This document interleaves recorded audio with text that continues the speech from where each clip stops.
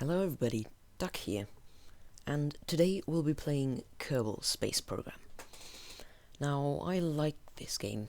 I've been playing it for a while now, and I thought why not share my interest. Now, if you've seen the title, you'll know what I'll be doing today. This will be a science satellite that I'll be taking to Ike. I'm not the best at the game, so don't expect any extremely good looking stuff from me, and don't expect the most efficient maneuvers from me. So now I have put an engine on here, but I won't be using it much, and I also won't need much else because this is technically all it needs. But of course, for the sake of design and good looking stuff, there will be more. I put solar panels on there, and also things like this fuel cell that I won't need because I have an RTG, of course. But again, design. Now, this antenna alone just looks terrible, so I put this little adapter on top of there, and you know, that looks good, doesn't it? Now, I checked out the Delta V that it had and stuff, and then I put these RCS things on. I don't know exactly what I was thinking there, but it didn't work the way I wanted it to, so I just put it on like that. It was supposed to be a forward-oriented booster, but I ended up not really using it. Don't bully me. So a ladder on there in case of repairs. And, you know, I've never really been to Ike, so this is my opportunity to check out the place. And now that we're done, here we cut to the launch. It's a fairly simple rocket with a bunch of fuel and some solid boosters. After checking the sun, because I don't want to fly in the dark, I launch. Now the motors ignite and the rocket flies up. The start is pretty decent, but the second stage, when I throw off these solid boosters, isn't gonna have the best thrust to weight, and yeah, I kind of screwed that up, but it gets me there, and that's good enough. Now, I'm not the best player, so my ascent and general maneuvers won't be that efficient, so yeah. Here we're just ascending straight up, well, not exactly straight, as I have a little tradition to tilt slightly to the side on launch. I don't know exactly why I do this, but I've just been doing it, so yeah. Now, I went for these parts here, don't ask me why. I just like them, the fairing fit well. Now, I kind of sped up the rest of the ascent here a bit.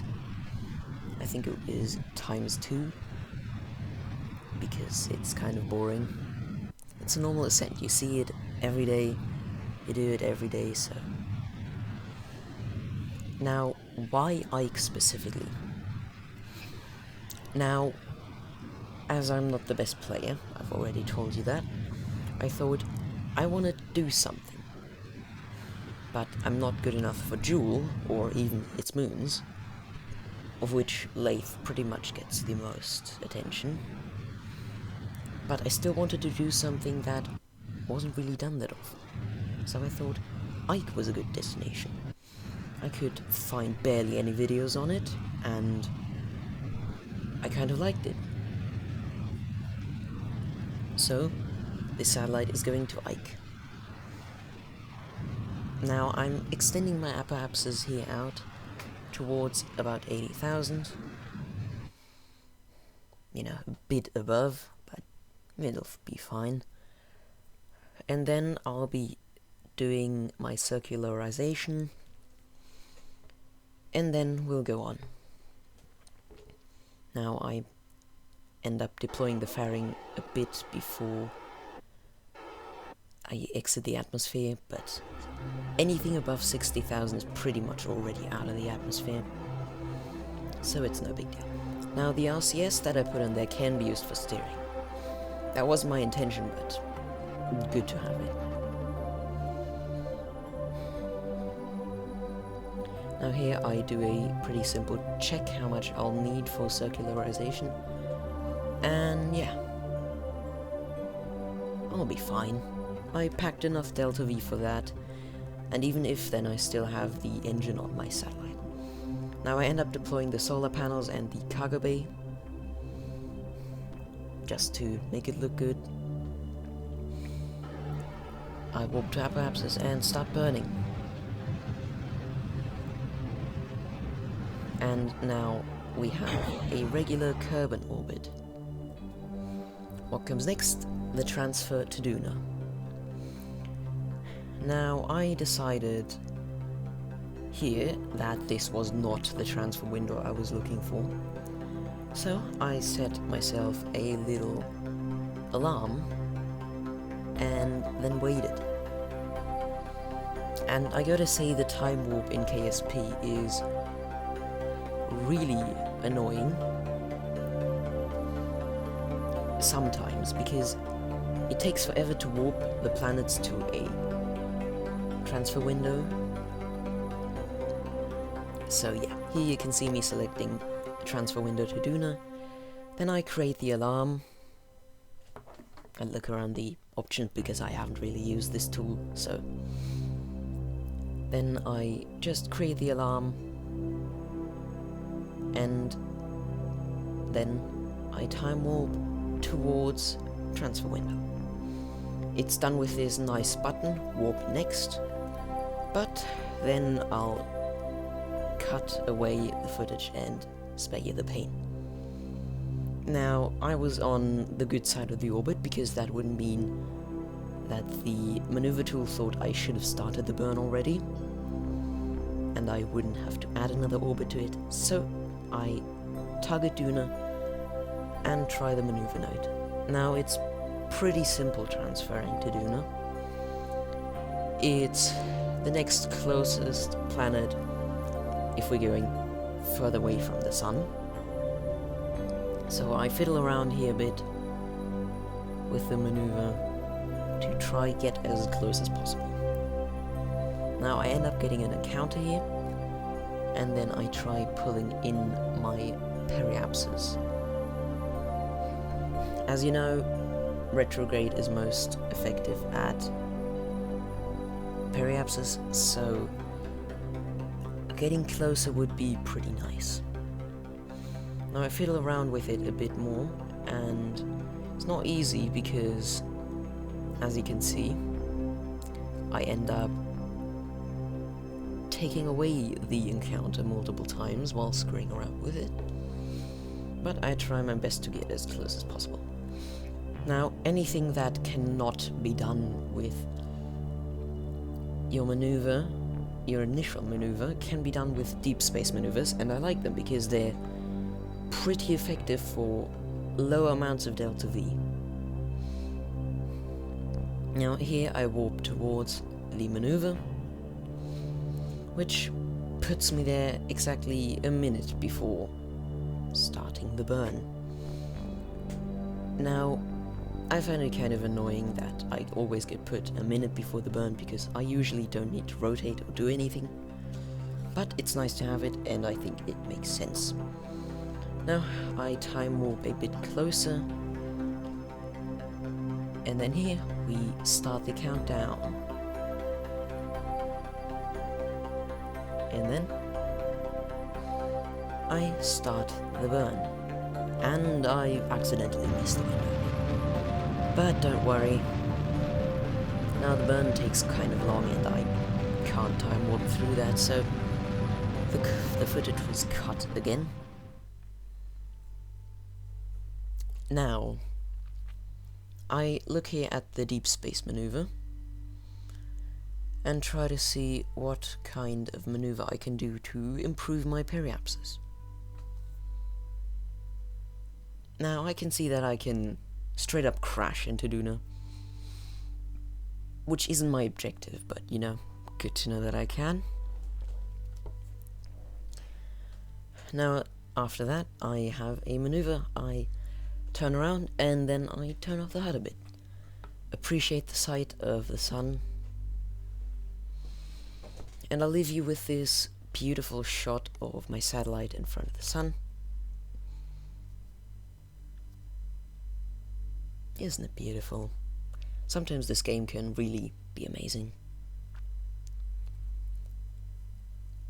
But then it's time to warp to maneuver. Again, I'm put a minute before the maneuver actually starts. But no worries, I can still time warp to maneuver. Or rather, to burn. Now here, as you can see, I look a bit at the satellite, and then I think I might just do a bit of science. Now this science, I thought I wasn't gonna make it with the transmission, but luckily, as you can see, I made it with the littlest bit of power left. Now this was all the science I was gonna transmit. And here you can see that I start the burn. It was done pretty quickly. Again, these deep space maneuvers are done pretty quickly. And they're done pretty quickly, and they don't really take that much delta V. Now here you can see Duna. Now I actually cut out me making a quick save and having to restart because I shot past Duna, so always remember to make quick saves. And here I look at the periapsis and I'll make a maneuver, you know, see how long it's gonna take me to capture. Then I set Ike as a target, and yeah, I wasn't really gonna do an approach with this, but it's nice to have him already marked. So I try around with this maneuver node a bit more, but as you can see here, I can't really get any closer than what I have there. So yeah, I futz around with the maneuver node a bit more, but yeah, it won't budge. It's staying that way and it just won't change, no matter where I move the thing. Now, it's always good to remember how exactly you can change your maneuver node and what's not possible with it, because like here, it's not possible to get closer, so I can pretty much scrap that encounter, you know? But no worries, Ike is quite small, and it doesn't have that much gravity, so approaching and landing wouldn't be difficult, but we're not going for the landing. We're going for a satellite, an orbit. Now, here you can see I burn in, and that's all. Another beautiful shot of my satellite flying near Duna. And yeah, this game can really be beautiful. And that's one of the things I love about it so much. KSP is just, you can see how beautiful it is. And then here I see, that's an encounter. So I cancelled the maneuver, and yeah. Now I made another small maneuver here and tried to see if I could get a bit lower.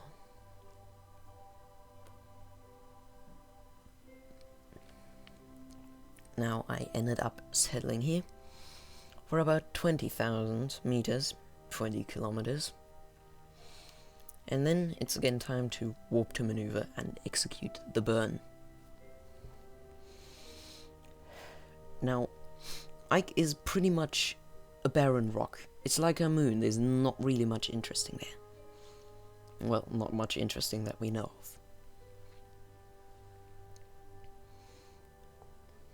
But considering I have parallax installed, yeah, I think it's gonna be a bit more interesting once I'm on the surface. That will come in a future video. Yeah, you know, here I overshot the maneuver a bit, again, a few seconds. But then I end up going for 10,000 meters. Don't ask me what I was thinking, and you know, 10,000 meters is above sea level, but above terrain is very much less. The mountains on Ike are quite large,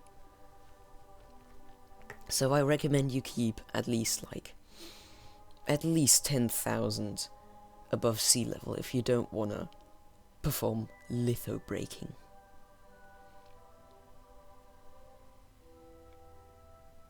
Yeah, I make another maneuver to see how much I'm gonna need to pull in, and you know, there's not a lot of gravity, so I don't need that much.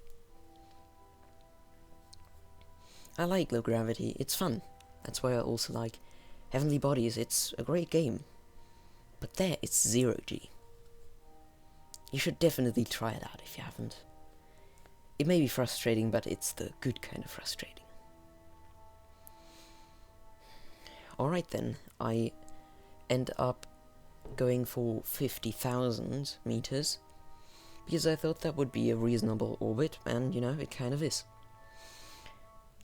Then now here I warp towards maneuver, and you wouldn't believe how fast I get here relative to Ike, because a minute before maneuver is 20,000 meters. The periapsis is 10,000. So speeding by close to a planet should not be underestimated. Now, I do something with the temperature gauges, probably to see my satellite here, and then I do something with the other buttons, trying to figure out where I put my aerodynamics display, and I still have it on the Steam screenshot button, which I probably should rebind. So yeah, and there you can see it. Enable and disable, that's 2 useless screenshots going into my collection. But then I pull into just about where I aimed for. And I was gonna try to go for a perfect orbit. And with perfect I mean exactly 50 kilometers, periapsis and apoapsis. Now perfect orbits are just satisfying. You just see the perfect number on each side, and that feels good. Now, here I warp out, and you can see that warping below 10 kilometers, below however many kilometers, oops, sorry, hit the microphone there, that warping at low altitudes is probably not possible. Which is unfortunate because, you know, I just want to get to my apoapsis. But yeah, I can understand why it's limited so far down, so you don't accidentally smash yourself into a mountain, which can happen quite easily on Ike. Now here I use the RCS again to turn around, which is completely unnecessary, but you know, why not? Then I execute a burn, putting my thrust limiter a bit lower, because that can escalate quickly. My thrust to weight ratio on Ike is extremely high, because Ike is like the mun, which means it's quite low gravity. And I kind of like that. That's why I like Giddy so much, and Phobos and Deimos of IRL Mars. They just have such low gravity, and I like them because it's also easy. Now I end up trying to get a perfect orbit here, and as you can see, that's cut past, and you can see this is not exactly a perfect orbit, but Here we have stage separation, and I burn a small bit towards Ike to get away from my spin stage. Now I then didn't really put the thrust limiter down, but here you can see I get the final perfect orbit. I then put radial in on my SAS and turned off the engine as to avoid ruining my perfect orbit. And it was science time, so I did a bit of science. Now, I couldn't quite transfer everything. For example, the Gravioli scan is quite large, and with this small amount of battery storage, that was just not going to float. So I accidentally zoomed around a bit too fast trying to recharge my battery, and you can see these spent stages again going away further. Now, it's always nice to have the solar panels operating at full power, so I tilted a bit trying to get it perfect. Now then, I transferred the data, which worked. Again, just barely, but that's just how the magnometer is on this mission. Now this is my first orbit around Ike. The only time I've been here was for a Duna mission, which I didn't finish, yay. But then I take a Gravioli scan which can't really be transferred completely. As you can see here, it does get quite far, but the energy cuts off, which is unfortunate. So I decided to allow partial on the antenna. Allow partial is a setting that allows the antenna to make partial transmissions. Now, this does, as the pop-up said, compromise data integrity, which means less science for you. But I already have the tech tree maxed out, so that's no problem. But, you know, for the sake of science, I still get some experiments over. And I'm gonna leave you with this beautiful shot of Ike. I hope you liked this episode, and thank you for watching. If you enjoyed the video, a like would help, and any criticism is welcome. Thank you for your time, and have a good day.